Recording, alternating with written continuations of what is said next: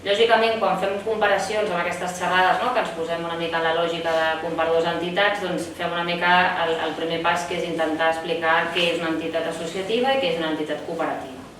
Aquí teniu definicions de caràcter general que ens surten a la llei, que parlen que les associacions són, en primer lloc, entitats sense ànim de lucre, que estan constituïdes per persones que s'uneixen voluntàriament per complir una finalitat d'interès general o particular. Per tant, la voluntat de les sòcies de crear un projecte que té sempre una finalitat d'interès general, perquè hi ha altres persones que puguin tenir una participació, a través de què? De posar en comú la seva activitat voluntària o recursos que després ja veurem si es poden treballar a través de l'entitat. Les associacions majoritàriament són amb caràcter indefinit, però també ens podem trobar projectes que es creen amb una finalitat concreta, per fer una programació o per fer moltes vegades per fer una activitat que comença i s'acaba, tipus associacions de veïns, etc., doncs ens trobaríem amb entitats de caràcter temporal. De totes maneres, ens interessava també projectar article de la norma que ens regula una miqueta la tipologia de la forma jurídica i aquí ens dona ja pinzellades de les característiques essencials d'una associació. Torna a parlar-nos de l'entitat sense ànim de lucre, de la finalitat d'interès general o particular, ens diu que poden dur a terme activitats econòmiques, però aquestes ja veurem que són sempre accessòries, no és l'activitat principal, i sempre estan subjectes al compliment de les finalitats d'una associació. I un dels altres elements és que les associacions poden tenir un patrimoni, però aquest patrimoni mai és repartible entre les sòcies i a més no és una condició necessària per la seva creació. Per tant, així, simplificant o a mode de resum, elements distintius d'entrada que sabem només amb la pròpia descripció de l'associació és que es creen per finalitats d'interès general o particular, poden fer activitats econòmiques però sempre estan subordinades i a més sempre van en compliment d'aquest objecte o aquestes finalitats d'interès general i no és incompatible, per tant, que una entitat no lucrativa pugui fer activitat econòmica, però no és el seu tronc, no és el seu element principal. A nivell associatiu, les associacions, com a mínim amb les 3 persones que hem de tenir, persones físiques o jurídiques. Aquí no he fet la diferenciació, perquè com que anem amb la lògica de després comparar amb un projecte d'autoocupació, quan creem associacions principalment es creen amb una base social on les persones sòcies són persones físiques, però una associació podria contemplar també la integració amb altres persones jurídiques. Quan en canvi parlem d'associacions d'associacions, aquí utilitzem una fórmula que és una associació, que és una federació d'entitats i per tant limitem les persones que poden ser sòcies, en aquest cas només ho poden ser entitats. Jo avui només em centraré en aquesta fórmula de caràcter associatiu on els integrants són persones físiques.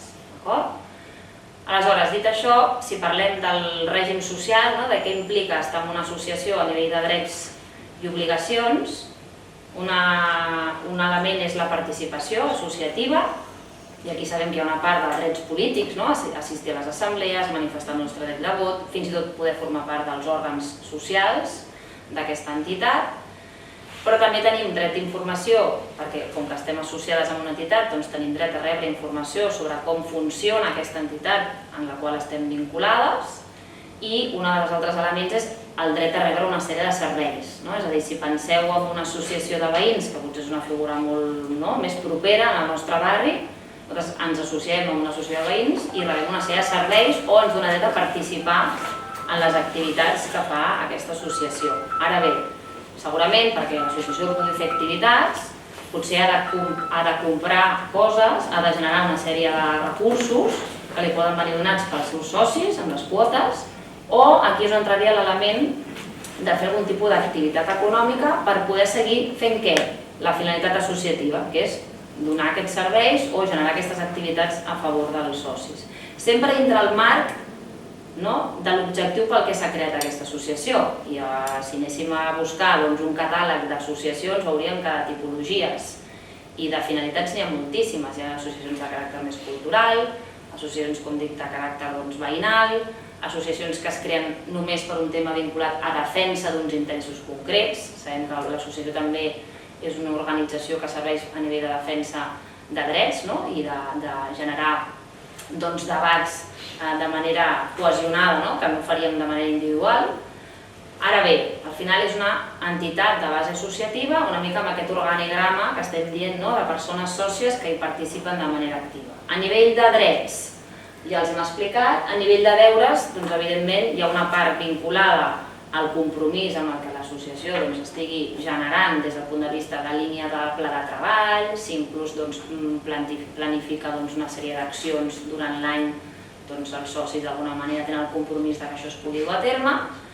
Després hi ha la part d'obligacions econòmiques vinculades al sosteniment, si s'han de pagar unes quotes o si s'han de pagar en algun moment alguna derrama per sostenir aquesta entitat. Com participem en una associació? Participem també des de l'àmbit més polític, des de l'àmbit més de la gestió, d'estar en els òrgans que serviran d'alguna manera per conduir aquesta entitat, i aquí parlem de les dues figures, l'assemblea i la junta directiva, però també les associacions sabem que, a més, com tenen un component força alt de voluntarietat, moltes vegades es creen comissions o grups de treball precisament per poder dinamitzar certes coses. És a dir, si pensem en una associació on tot el que es vol fer només ho poden fer les persones que estan en els òrgans, doncs probablement aquesta entitat no pugui arribar a tot arreu on té previst arribar en funció de les seves finalitats. En moltes ocasions aquesta creació de grups de treball o comissions a través de la participació de les associades, com diem aquí, facilita aquesta projecció. Evidentment, això ens porta a parlar de tipus de socis. Al final hi ha socis, hi ha moltes entitats que parlen des de socis honorífics, socis fundadors, socis que estan en actiu. És una base associativa àmplia en funció de, com dèiem, d'aquesta dedicada a aquesta entitat, doncs la seva base associativa o qui pot ser soci serà concretat també en els estatuts d'aquesta entitat, i jo sabré si, per exemple, tinc entitats que accepten menors d'edat, a vegades hi ha entitats on hi ha menors d'edats que també participen activament, o és una entitat on només hi ha persones físiques amb majoria d'edat, o fins i tot la incorporació d'alguna entitat, com us deia, a una entitat jurídica que també pugui formar-ne part. Aquí no hi entrarem perquè cada associació regula estatutàriament els seus drets i obligacions i el seu procés d'entrar persones de base associativa, la configuració del conjunt de les sòcies, i cada entitat, entre els seus articles i la seva regulació de drets i obligacions, establirà una mica el que en diem les regles del joc, aquest funcionament. A nivell d'òrgans, només una pinzellada, perquè després ho posarem en relació en el que és la cooperativa. La cooperativa també veureu que treballem en lògica d'òrgans participats per les pròpies sòcies. Aquí senzillament hem de saber que l'assemblea és l'òrgan màxim de decisió de la cooperativa on tothom té un dret de vot, i després tenim una composició de l'òrgan de govern, que és una junta, que com a mínim de tenir un president i un secretari perquè pugui funcionar, és a dir, perquè tinguin la representació d'aquesta entitat. La composició és un mínim de 3 membres, i aquí entrem ja a veure aquestes persones que desenvolupen tasques i funcions de caràcter de govern, que tenen una responsabilitat, què passa si estan desenvolupant una feina que va més enllà del propi càrrec. La normativa ens diu que el càrrec és gratuït, per tant nosaltres, en una associació, en el cas que hi hagi persones que estan a la Junta i estiguin fent, a banda de les funcions de l'òrgan de govern, alguna altra tasca, aquesta tasca en tot cas estarà perquè hi ha una remuneració vinculada o bé a una contractació laboral o bé hi ha una prestació de serveis. Ara bé, com que estem parlant que són entitats de base associativa sense ànim de lucre, on l'activitat econòmica no és l'element principal, no és el vertebrador del funcionament de l'entitat, la llei ens posa una limitació quant a la contractació. I ens diu que les persones de la Junta només poden estar remunerades o contractades o amb una relació contractual amb un topall del 50% dels seus membres. Per tant, si anem a una ràtio senzilla d'una associació de 3 membres de la Junta, només una persona podria tenir una remuneració, que pot ser via que fa una factura, pot ser que hi ha una relació laboral, un treballador per compte aliena que està contractat a l'associació, o bé si algú que té un contracte mercantil de prestació de serveis. En tot cas, qualsevol membre de la Junta que fa funcions de representació i entra entre les funcions pròpies de l'òrgan de govern, si té despeses vinculades a aquestes tasques, com diu l'últim punt, aquestes tasques evidentment estan abonades per l'entitat, d'acord? Això no implica una remuneració des del punt de vista laboral, però sí que si tu has tingut una despesa vinculada a un desplaçament, a una despesa derivada de l'exercici de les funcions, aquesta despesa l'entitat te l'ha de cobrir. Després aquí sabem que moltes entitats compten amb un pressupost per poder veure quin tipus d'activitats poden fer o no i inclouen ja fins i tot partides vinculades a aquest tipus de despesa. Per tant, aquí jo ja deixo entreveure que treballar des d'un punt de vista de la pròpia organització associativa és un element essencial. L'element essencial és donar sortida a una sèrie de finalitats d'interès particular o general, on les sòcies, de manera agrupada, s'organitzen i planifiquen tota una sèrie de serveis o activitats que després en gaudeixen en qualitat de sòcies. Després sabem que hi ha altres activitats que potser no entren dintre la quota regular i per determinades activitats extraordinàries aquestes es cobraran a part. Procés d'entrada l'hem més o menys explicat, procés de sortida, tota persona sòcia d'una associació en qualsevol moment pot sol·licitar la seva baixa voluntària. Aquí diem que en el cas que sigui una entitat que hagi previst fer aportacions en concepte de patrimoni, patrimonials, que hagi fet aportacions dineràries, si l'associació ho ha regulat en els estatuts, quan se'n va pot emportar-se aquella aportació que va fer en el seu dia. No és el més habitual, perquè insistim que al final les entitats associatives no tenen aquest punt de vista més d'aportació de patrimoni o de capital. Ja ho veurem en diferència amb la regulació de les cooperatives. Les baixes disciplinàries seria l'extrem, és a dir, l'entrada voluntària, la sortida voluntària, una baixa disciplinària, com a qualsevol organització, es regula de manera estatutària també per facilitar si hi ha una sortida forçosa en el que és una persona que li haguem d'aplicar una sanció molt greu per la comissió d'una falta molt greu i impliqui un trencament definitiu de la relació amb l'entitat. Per tant, els mecanismes que es generen dintre de la pròpia associació per garantir que si hi ha un procés de sortida també està ordenat, està arreglat per la norma, però que hi hagi fins i tot aquesta sortida forçosa via un expedient disciplinari. Resumint una miqueta, elements essencials que hem dit, aquesta qüestió de l'entitat no lucrativa la remarco bastant perquè és important, de forma voluntària i amb una base social, la participació de les sòcies amb una finalitat molt clara de rebre els serveis o poder participar d'activitats. En els casos que l'interès no és particular i és una entitat que fins i tot acaba desenvolupant interessos que van més enllà de l'interès dels propis associats, sinó que també està donant resposta a interès de caràcter general, aquí hi ha una qüestió vinculada a processos en el que les entitats poden ser declarades d'utilitat pública i des d'un punt de vista fiscal s'assimilen al règim que tenen les fundacions. La diferència entre una associació i una fundació, la fundació no té una base associativa, no té un conjunt de socis, però sí que les seves finalitats estan enfocades a cobrir necessitats d'interès general. Quan les associacions, en el seu desenvolupament d'activitats, poden acabar desenvolupant activitats que també són d'interès general més enllà del grup de socis, són entitats que podrien tramitar una qualificació, que és aquesta qualificació que dic, que és la declaració d'utilitat pública, que els permetrà seguir sent associació i a més de dedicar-se a les seves associades, també que els altres beneficiaris, que no ni tan sols cal que siguin socis, també puguin gaudir d'aquestes activitats o serveis que prestin. Això ens porta a que hi ha entitats que, per fer tot això, requereixen de recursos de persones que estiguin dedicades més hores que no una tasca voluntària perquè aquestes entitats funcionin. Tot i així, l'entitat seguirà sent una entitat de participació democràtica per part de les sòcies, fins i tot les persones que, sent membres de la Junta, estiguin potser en algun moment contractades, si tenen un conflicte d'interès amb l'entitat, no decidiran mai sobre la seva contractació. Aquí s'hauran d'abstenir perquè entren en un conflicte d'interessos i per tant, per molt que jo acabi tenint un lloc de feina dins l'associació i sigui el secretari de l'associació, sobre la meva contractació, el meu lloc de feina, les meves tasques i funcions, no decidiré jo. Decidirà, en tot cas, la resta de membres de la Junta i, en últim terme, l'associació i la seva base de socis.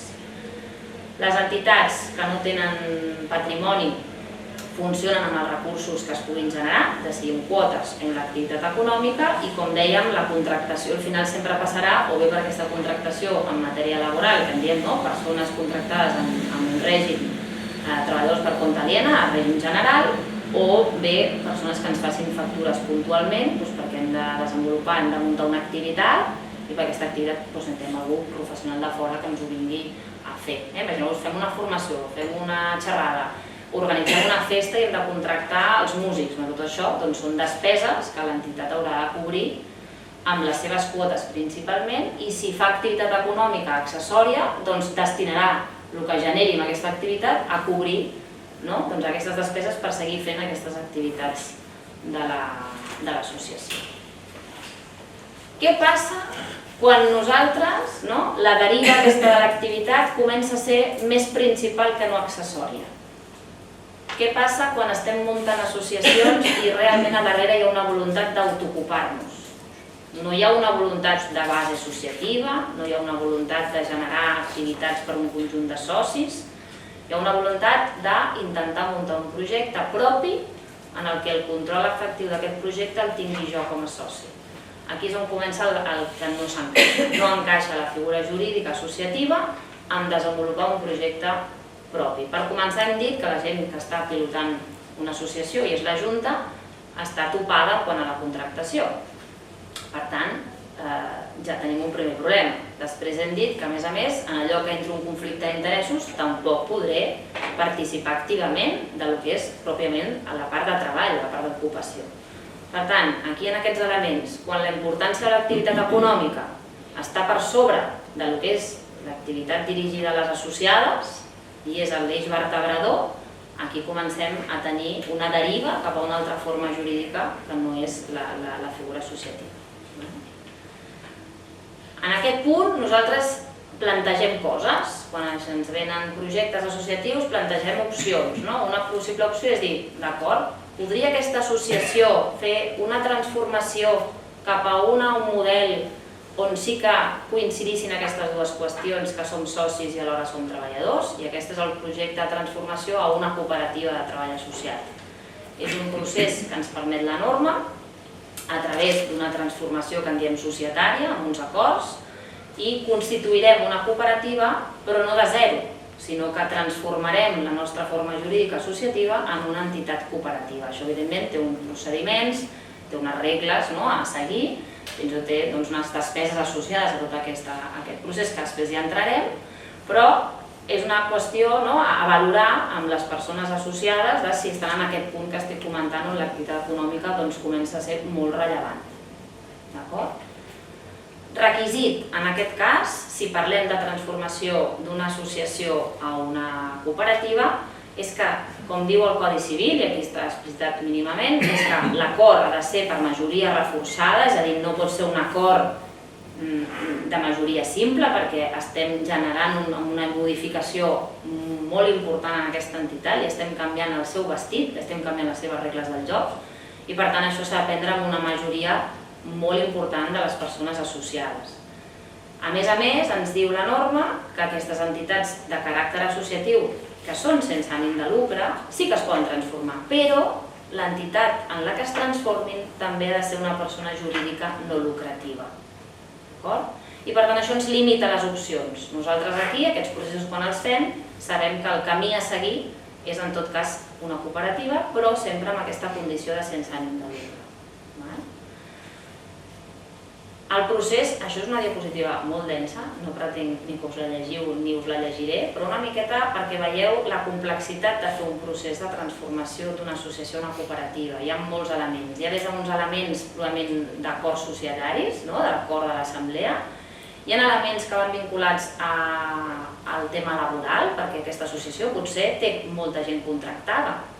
Quan anem a parlar de cooperativa de treball associat haurem de veure si aquestes persones contractades s'acaben incorporant a la cooperativa en règim igual, amb contracte, és una subrogació, o bé poden ser les futures sòcies cooperativistes.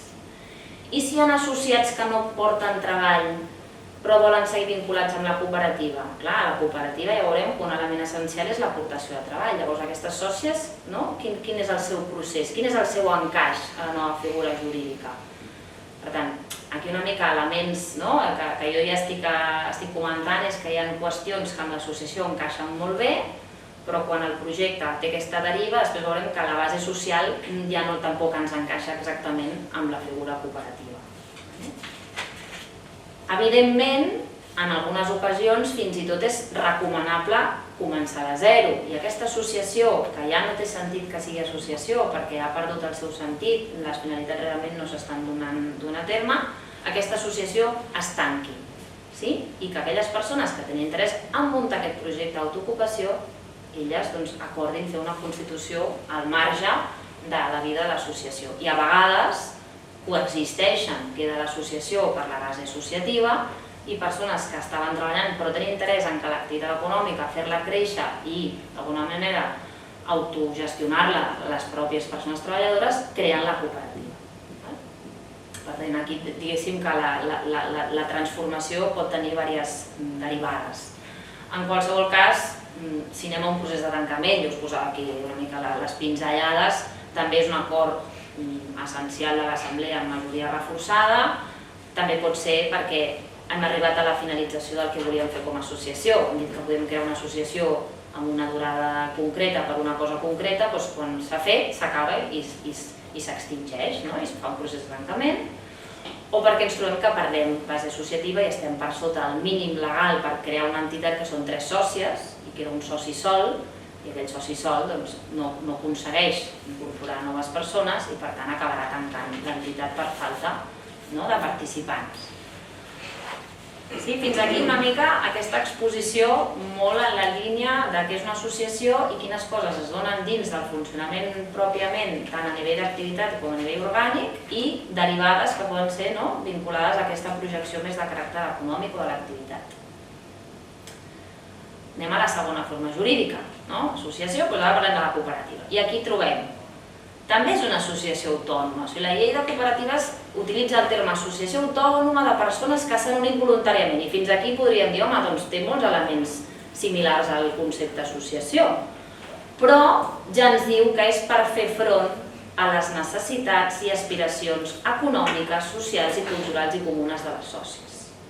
Per tant, aquí ja no està dient a molta gent, sinó als propis socis. Aquí està limitant, ja no és obert d'interès general, ja no són tercers que puguin participar, està dient que cobreix necessitats de les pròpies sòcies. Que sapigueu també que la llei de cooperatives no només parla de les cooperatives de treball, avui el que fem és centrar-nos en les de treball perquè són les que tenen relació amb l'entitat que estem dient associativa amb activitat econòmica, i hem de saber que per muntar una cooperativa com a mínim ara mateix requerim de 2 persones sòcies de treball. En aquest element essencial és que les persones sòcies s'uneixen i mitjançant el seu treball el que fan és produeixen béns o presten serveis. I ja són les sòcies, les pròpies de l'associació, les que generen aquest resultat a través d'una activitat econòmica. De manera molt ràpida, si féssim una formació només en matèria cooperativa podríem estar més estona, només és perquè ens sonin les cooperatives, a banda de la llei de cooperatives, tenen uns principis comuns a totes les cooperatives a nivell mundial. L'Aliança Cooperativa Internacional estan validats aquests principis cooperatius i que són eixos que anem trobant al llarg de tota una regulació de la pròpia cooperativa, com és l'adhesió voluntària oberta, tothom és la porta oberta per entrar i per sortir, amb uns requisits d'entrada i sortida, evidentment, la gestió democràtica per part de les sòcies, és un element idèntic al de l'associació, participació econòmica dels socis, aquest ja és diferent, els socis de l'associació no participaven dels resultats, aquí sí. Autonomia i independència és que les cooperatives no depenen de ningú des del punt de vista de cap administració, sí que regeixen per unes normes, però tenen autonomia de gestionar-se, ja veurem, i d'organitzar-se com elles vulguin, com les sòcies vulguin. Principis vinculats més a formació i educació en matèria cooperativa o altres matèries que siguin necessàries per desenvolupar el nostre projecte col·lectiu. Un principi de cooperació entre cooperatives, el que és fer xarxa, perquè creiem que és la manera també de funcionar, i l'interès per la comunitat, perquè moltes vegades les cooperatives donen resposta a necessitats de la comunitat que no estan suficientment ateses o no s'arriba fins i tot per part de l'administració, i sabem que molts projectes cooperatius estan donant resposta a aquest tipus de necessitats o interessos. Com a elements distintius, aquí ja veiem que l'objecte de la cooperativa és una activitat econòmica per satisfer, i estic concretant només en la de treball, per satisfer les necessitats dels socis. I aquesta necessitat del soci de treball és poder prestar treball, autoocupar-se. És un projecte d'autoocupació. Per tant, a diferència amb l'associació, clarament, que tenia finalitats d'interès particular o general, i era una tasca molt, principalment de caràcter voluntari, aquí tenim clar que els socis aporten treball per poder desenvolupar una activitat i amb aquesta poder generar uns recursos. L'activitat cooperativitzada és un concepte que utilitzem per definir què és el que fan els socis per complir aquest objecte social. I aquesta activitat cooperativitzada es tradueix en el que fem en compliment del nostre objecte social. Si ens dediquem a prestar serveis d'assessorament o d'acompanyament, en la nostra activitat cooperativitzada va des de tenir un conjunt de persones sòcies especialitzada en matèria, com estem explicant avui, en matèria d'entitats d'economia social, o tenir experts en comptabilitat, o en gestió laboral, o advocats especialistes en les matèries, tot amb quina finalitat de donar un servei que és un assessorament. Avantatges específiques de la cooperativa. Ens trobem que també és una entitat de gestió democràtica, amb participació plena de les seves sòcies en el que en diem la propietat col·lectiva, no en quant a propietat patrimonial, sinó en quant a projecte comú, en una gestió que també és de caràcter democràtic i on participem de forma directa en el resultat. Atenció, en els positius i en els negatius. És a dir, per tant, la generació de resultats també pot donar lloc a una situació de pèrdues, després ho veurem. Què passa aquí? Que aquí sí que hi ha una dualitat de la condició de soci, a la vegada treballador, dic soc soci, /empresari, gestiono la meva entitat i alhora m'estic autoocupant per dur a terme una prestació de treball.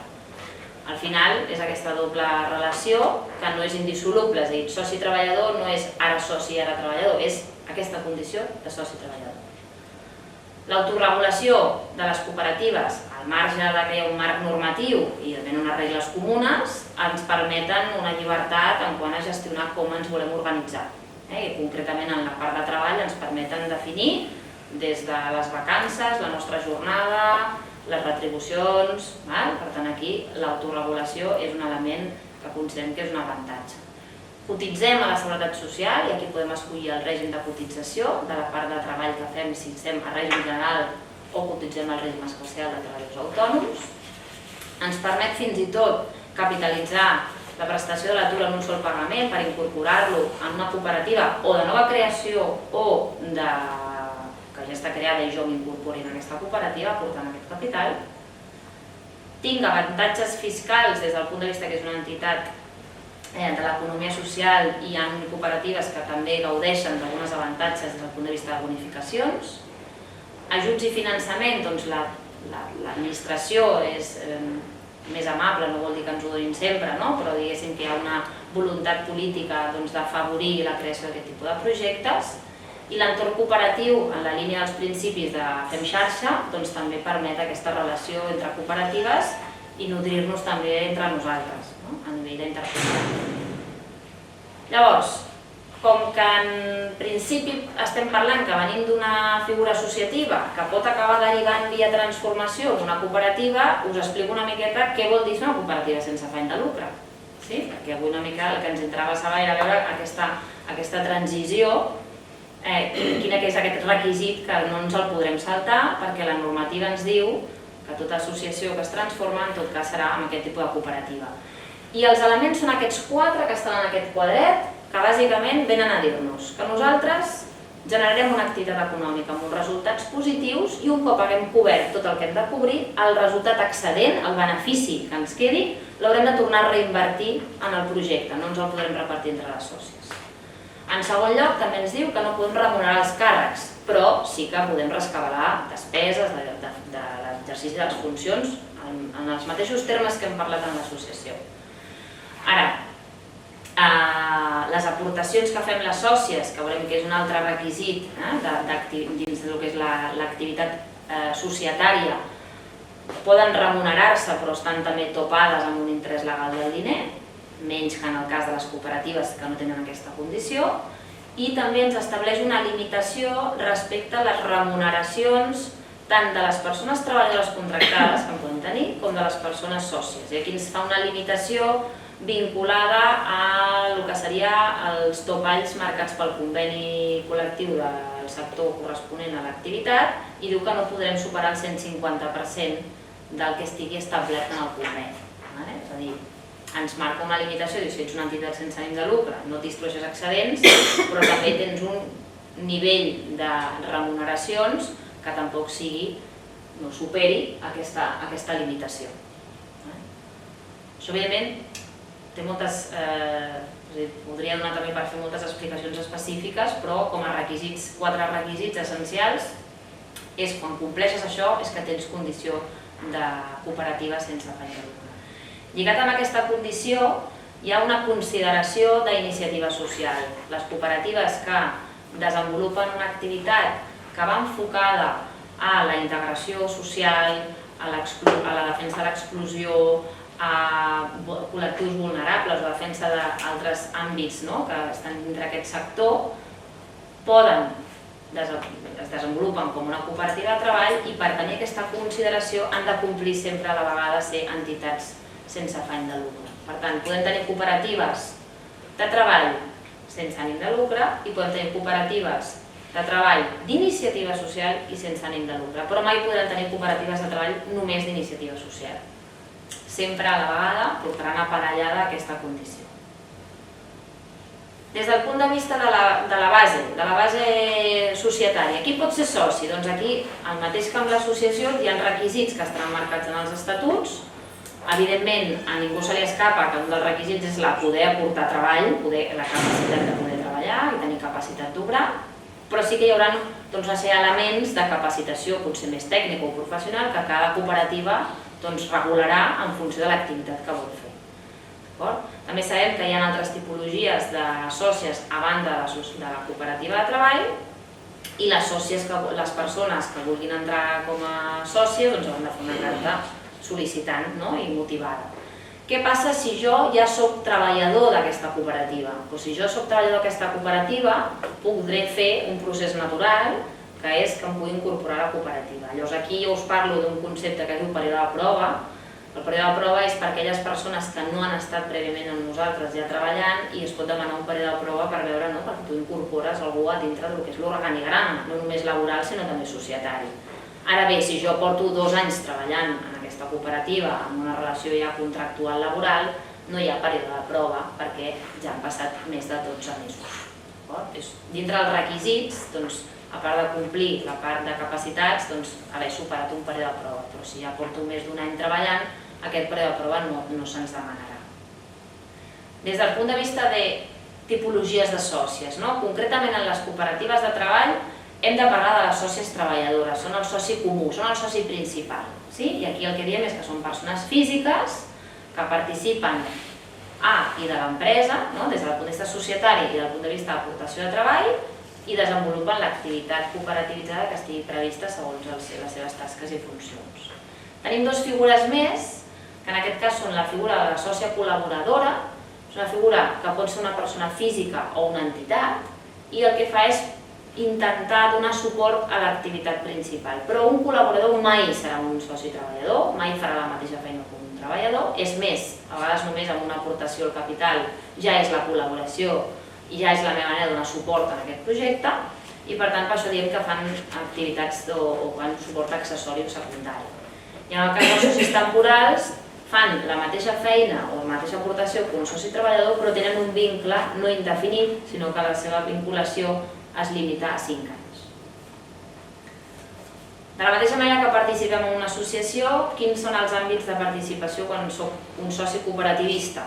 Participo en l'activitat cooperativitzada. I ara me'n vaig. Si fos una cooperativa de consum, l'activitat cooperativitzada seria consumir. Si sóc una cooperativa d'habitatge, l'activitat cooperativitzada és l'utilització dels habitatges.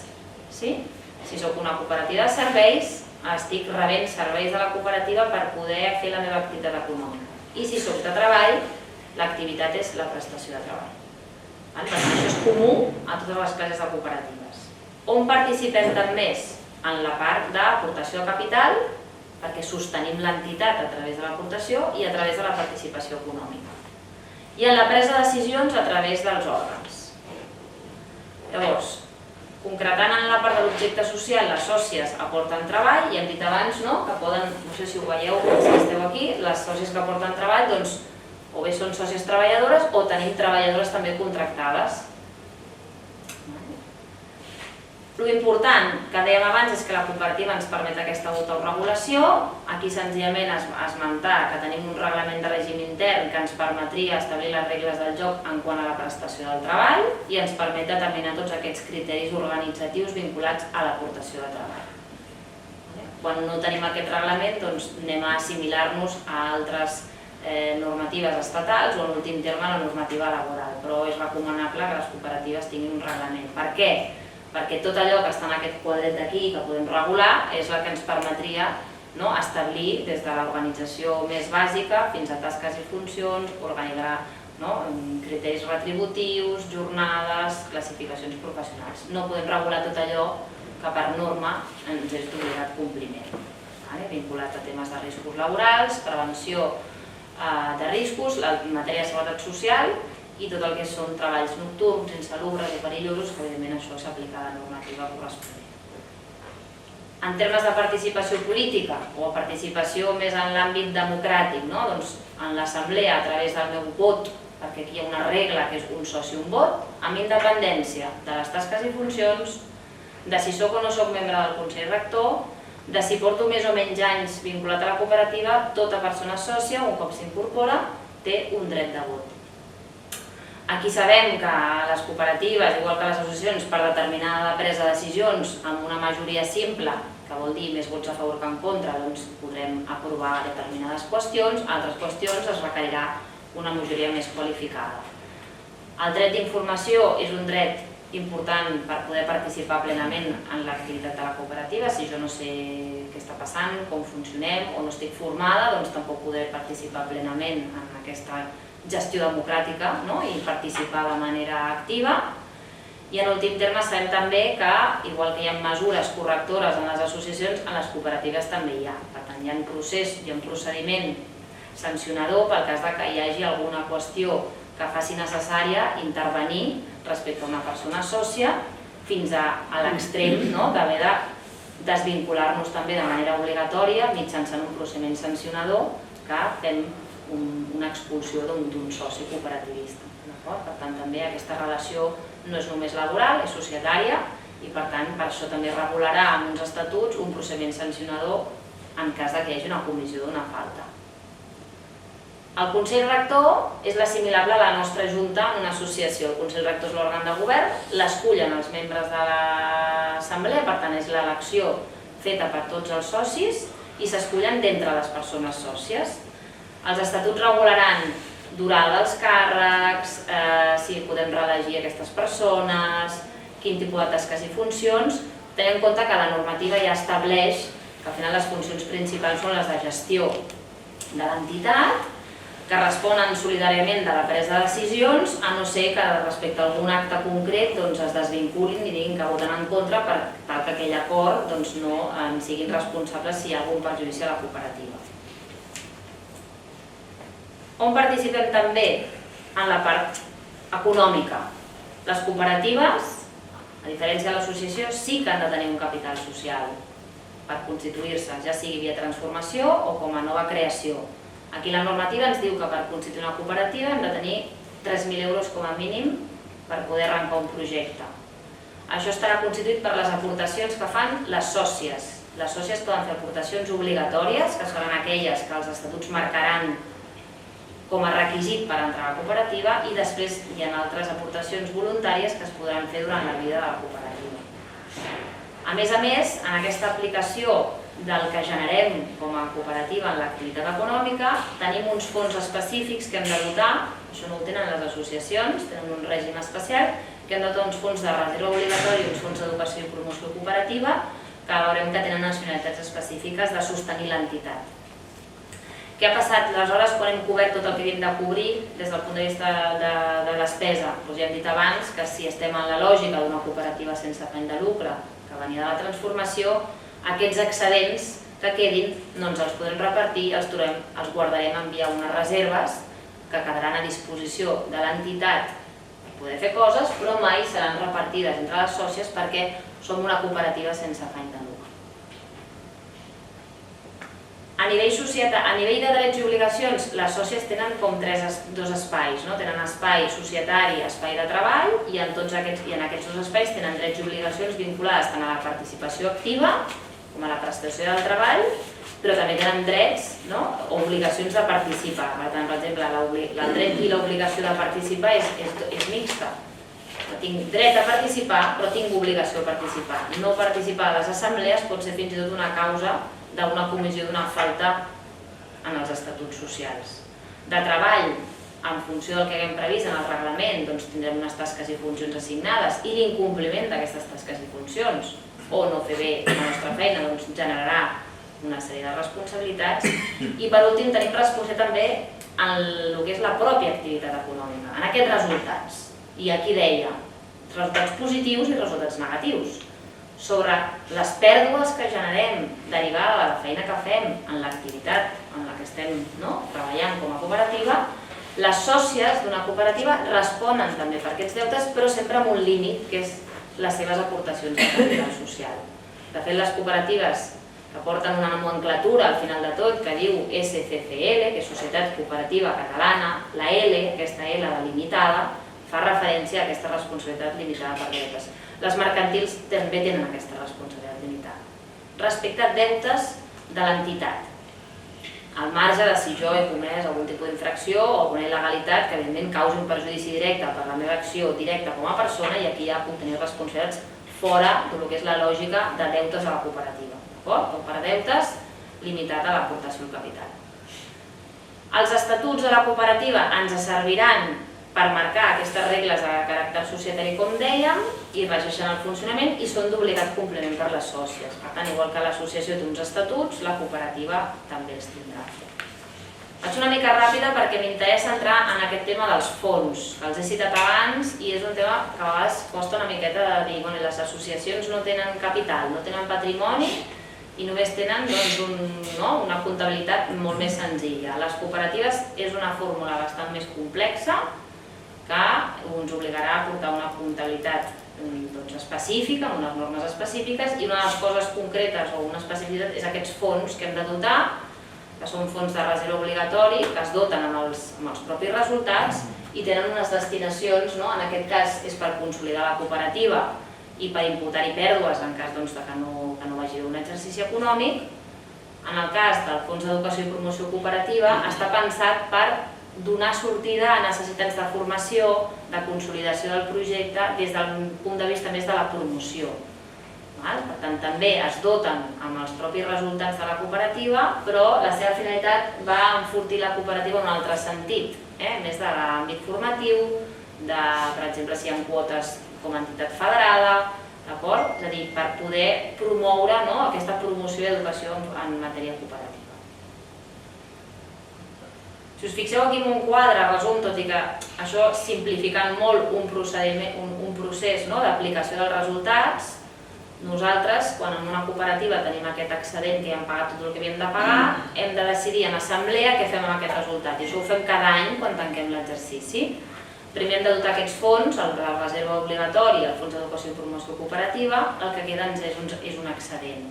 Aquí la diferència respecte a les cooperatives que no tenen la condició de sense afany de lucre és que poden decidir si ho reserven o es fan un retorn cooperatiu, es fan un pagament d'excedents. En el cas de les cooperatives sense afany de lucre, aquí ampliarem fons de reserva, però aquests es quedaran en una bossa que mai es podrà repartir entre les sòcies.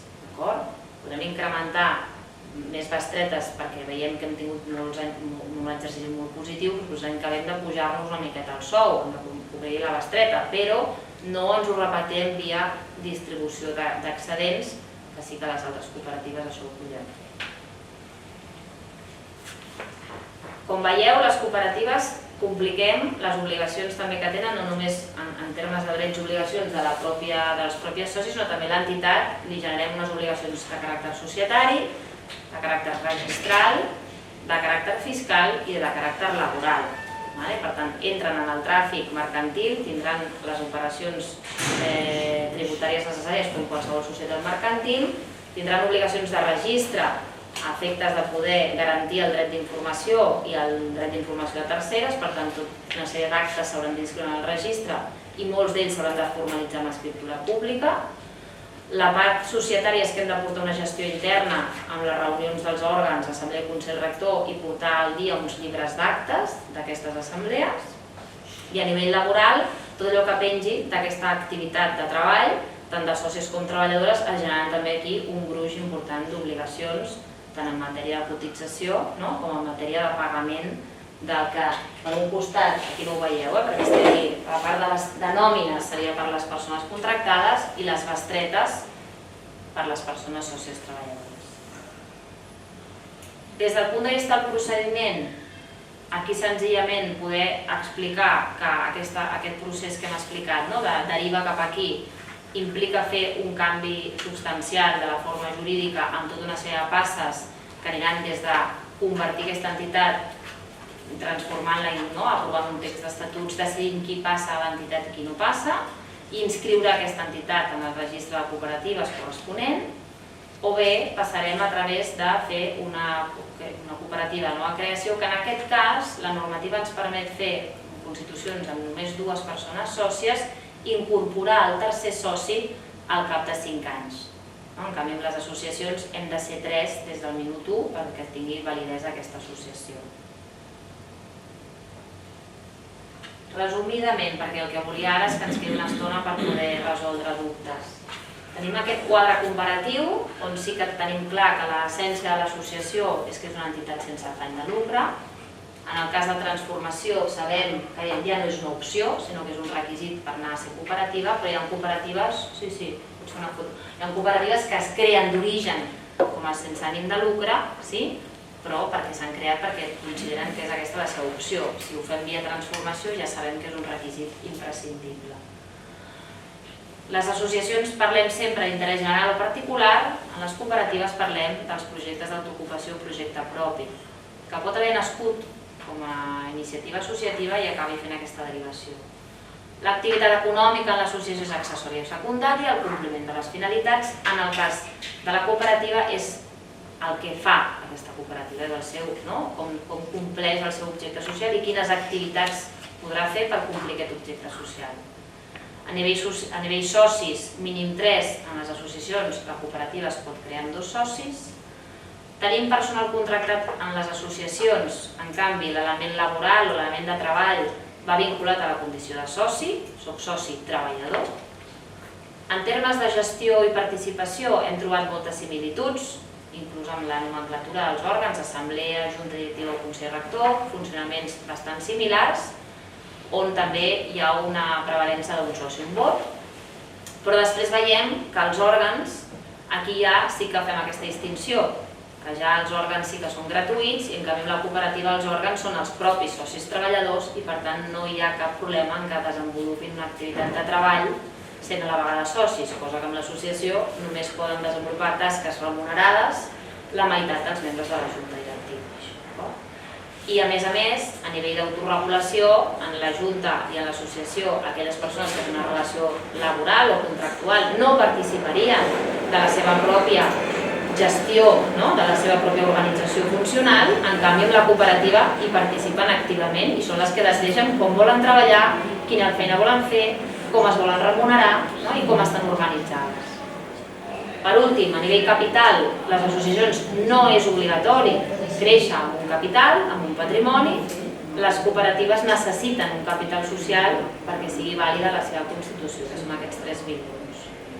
I en relació a la participació en la part econòmica, en els resultats, a les associacions els socis no cobren de l'activitat, aquesta activitat es reinverteix 100% en seguir podent fer serveis o activitats associatives.